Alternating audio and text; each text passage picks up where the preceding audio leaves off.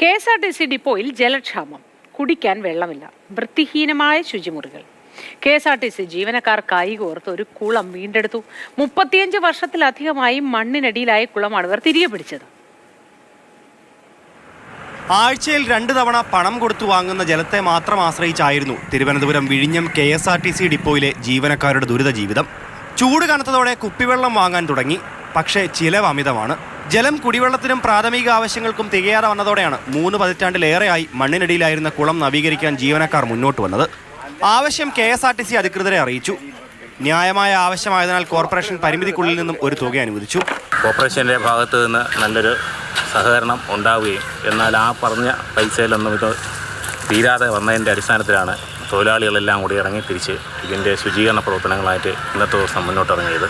JCB സഹായത്തോടെ കുളം നവീകരണം ആരംഭിച്ചു. താഴ്ച കൂടും തോറും തുക തികയാതെ വന്നു. ഒടുവിൽ JCB മാറ്റി ഡിപ്പോയിലെ ജീവനക്കാർ ഒറ്റക്കെട്ടായി ഇറങ്ങി. ആഴ്ചയിൽ 2 ദിവസം മാത്രമാണ് നമുക്ക് കുടിവെള്ളം കിട്ടുന്നത്. അതുകൊണ്ട് നമ്മുടെ പ്രാഥമിക ആവശ്യങ്ങൾക്ക് പോലും തികയാതെ വരുന്ന സാഹചര്യമാണ്. ഒരു പബ്ലിക് ടോയ്ലറ്റ് ഉണ്ട്, അത് ഉപയോഗിക്കാൻ സാധിക്കുന്നില്ല. ബസ്സുകൾ വാഷ് ചെയ്യാൻ സാധിക്കുന്നില്ല. അതിനെല്ലാം പരിഹരിക്കുന്നതിൻ്റെ ഭാഗമായിട്ടാണ് ഈ കുള നവീകരണമായിട്ട് ഇറങ്ങിത്തിരിച്ചത്. ഏകദേശം 10 ആൾ താഴ്ച എത്തിയപ്പോൾ മണ്ണും മാലിന്യങ്ങളുമായി ഇവിടെ നിന്നും മാറ്റിയത് 350 ലോഡ്. എങ്കിലും ജീവനക്കാർ തളർന്നില്ല.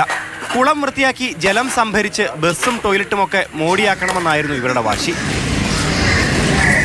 KSRTC ജീവനക്കാരുടെ 1 മാസത്തിലേറെ നീണ്ട ഉദ്യമത്തിന് കൈത്താങ്ങുമായി കല്ലുവെട്ടാൻകുഴി ക്രൈസ്റ്റ് കോളേജിലെ NSS വിദ്യാർത്ഥികളും എത്തി. വളരെ വേഗം തന്നെ കുളം നവീകരിച്ചെടുക്കാനാകുമെന്ന പ്രതീക്ഷയിലാണ് ഇവർ.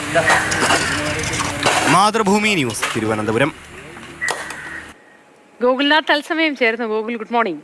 ഇത്ര വർഷം ഈ കുളം എങ്ങനെയാണ് മണ്ണിനടിയിലായിപ്പോയതെന്നാണ് എനിക്ക് തോന്നിയൊരു കൗതുകം. എന്താണ് വിശേഷങ്ങൾ അവിടെ നിന്നുള്ളത് ഗോകുൽ?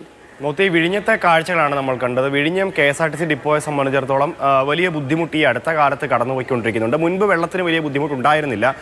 അങ്ങനെ അങ്ങ് കാലാകാലങ്ങളായി ഉപയോഗശൂന്യമായി ഉപയോഗിക്കാതെ കിടന്ന ഒരു കുളമാണ് നമ്മളിപ്പോൾ കണ്ടത്. 35 വർഷമായി ഈ കുളം ഉപയോഗിക്കുന്നില്ല. ഈ സമയത്താണ് KSRTCയിൽ വലിയ ദുരിതമുണ്ടാകുന്നതും അത്തരത്തിൽ കുടിവെള്ളക്ഷാമം ഉണ്ടാകുന്നതും. കുടിവെള്ളം മാത്രമല്ല, ഈ ആളുകൾക്ക് വന്നാൽ ഒന്ന് കൈ കഴുകാനോ പ്രാഥമിക ആവശ്യങ്ങൾക്ക് പോകാനോ ബാത്റൂം സംവിധാനം ഉപയോഗിക്കാനോ ഒന്നും കഴിയാത്തൊരു സാഹചര്യമുണ്ട്.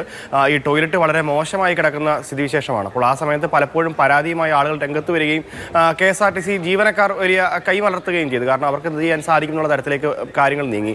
ഈ സമയത്താണ് ഇത്തരത്തിൽ തൊട്ടടുത്ത് തന്നെ കുളമുണ്ട്. ആ കുളം ഒന്ന് നവീകരിച്ചെടുക്കാമെന്നുള്ള ഒരു ചിന്ത KSRTC ജീവനക്കാർക്ക് ഉണ്ടാവുകയും തുടർന്ന് കോർപ്പറേഷനെ സമീപിക്കുകയും ചെയ്തു. കോർപ്പറേഷൻ സമീപിച്ച സമയത്ത് തന്നെ ചെറിയൊരു തുക അവർക്ക് അനുവദിച്ചിരുന്നു. ആ തുകയിൽ നിൽക്കാതെ വന്നു. കാരണം ഈ 35 വർഷമായി ഉപയോഗശൂന്യമായി കിടക്കുമ്പോൾ സ്വാഭാവികമായും ആളുകൾ മാലിന്യം തട്ടും, അതേപോലെ തന്നെ കാട് കയറും. അങ്ങനെ ഈ കിടന്നു വരുന്ന ആ ഒരു കുളത്തെ നവീകരിച്ചെടുക്കുക എന്നുള്ളൊരു ഉദ്യമമായിരുന്നു ആദ്യം ഉണ്ടായിരുന്നത്. ആ ഉദ്യമം മുൻപോട്ട് പോയി. പിന്നീട് JCB ഉപയോഗിച്ച് ഈ വേസ്റ്റൊക്കെ മാറ്റാനുള്ള ശ്രമങ്ങളുണ്ടായി. ആ ശ്രമമൊക്കെ വിഫലമായി എന്ന് പറയുന്നതായിട്ട് വരും. കാരണം ചെറിയൊരു തുകയാണ് അനുവദിച്ചിട്ടുള്ളത്. ആ അനുവദിച്ച തുകയിൽ നിന്ന് ഈ വലിയൊരു പദ്ധതി മുൻപോട്ട് പോകുമ്പോൾ അത് തികയാതെ വന്നു. പിന്നീട് എന്തായാലും ആളുകൾ തന്നെ KSRTC ജീവനക്കാർ തന്നെ ഇറങ്ങി ആ ഒരു കുളം നവീകരണമായി മുൻപോട്ട് പോയി എന്നുള്ളതാണ്. ഇപ്പോൾ എനിക്ക് തോന്നുന്നു ഒരു സിനിമയാണ് ആദ്യം ഓർമ്മ വരുന്നത്. ഈ ജനപ്രിയൻ എന്ന് പറയുന്ന ജയസൂര്യയുടെ സിനിമ. അത്തരത്തിൽ ഒരു സർക്കാർ സംവിധാനത്തെയൊക്കെ എങ്ങനെ ജീവനക്കാർക്ക് മാറ്റിമറിക്കാം എന്നുള്ളതിൻ്റെ ഒരു ഉദാഹരണം കൂടിയാണ്. കഴിഞ്ഞ ഒരു മാസമായി ഈ നവീകരണ പ്രവർത്തനങ്ങൾ നടക്കുന്നുണ്ട്. ഒരു ചെറിയൊരു കുളമല്ല, വലിയ താഴ്ചയുള്ള കുളമാണ്. 350 ലോഡോളം മാലിന്യം അവിടെ നിന്ന് മാറ്റിയെന്ന് പറയുന്നു. അതേപോലെ തന്നെ ചെളിയും മണ്ണും ഒക്കെ മാറ്റി മുൻപോട്ട് പോയിക്കൊണ്ടിരിക്കുകയാണ്. അപ്പോൾ എന്തായാലും വെള്ളം കണ്ടിട്ടുണ്ട്.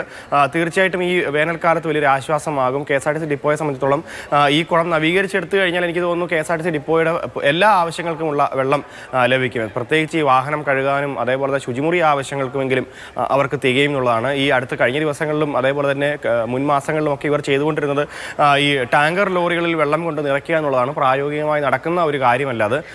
വേണമെങ്കിലും ഉപയോഗിക്കാൻ കഴിയുമായിരിക്കും ഗോകുൽ. ഒരു ശുദ്ധീകരണ സംവിധാനം കൂടി ഏർപ്പാടാക്കിയാൽ അതിനുമൊക്കെ ഉപയോഗിക്കാവുന്നതേ ഉള്ളൂ എന്ന് തോന്നുന്നു.